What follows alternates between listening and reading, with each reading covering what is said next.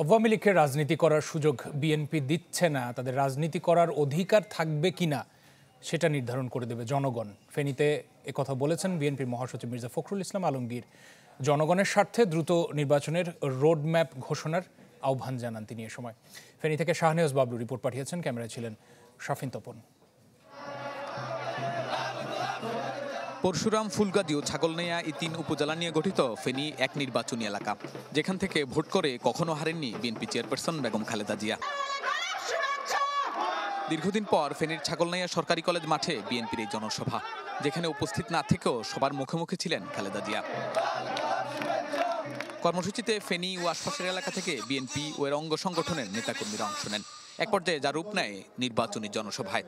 তাই সুষ্ঠু ভোটের রোডম্যাপ না ঘোষণা হওয়া পর্যন্ত রাজপথে থাকার আহ্বান জানান বক্তারা।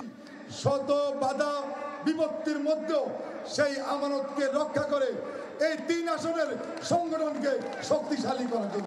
প্রধান অতিথির বক্তব্যে বিএনপি মহাসচিব বলেন, ভারত থেকে সুযোগ নিয়ে নানা ষড়যন্ত্র করছে ফ্যাসিবাদের দোসররা। হুঁশিয়ারি দেন, কারো আধিপত্য মেনে নেবে না বাংলাদেশের জনগণ। ভারত থেকে সুযোগ নিয়ে তারা জনগণকে বিভ্রান্ত করার চেষ্টা করছে।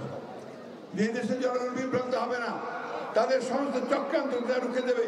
কোনোদিনই আর ফ্যাসিবাদকে তারা ফিরিয়ে আনবে না, অথবা কারো আধিপত্য তারা মেনে নেবে না।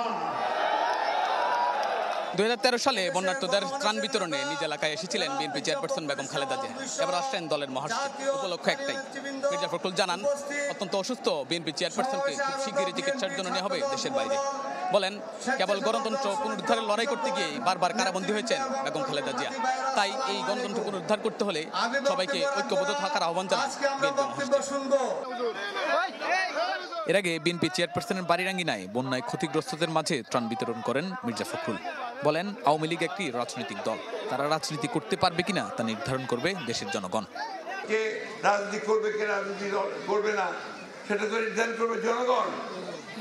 আমি একটা রাজনৈতিক দল হিসেবে তো সেই নির্ধারণ করতে পারি না। সুতরাং এখানে কোনো ভুল বুঝাবুঝির অবকাশ নাই।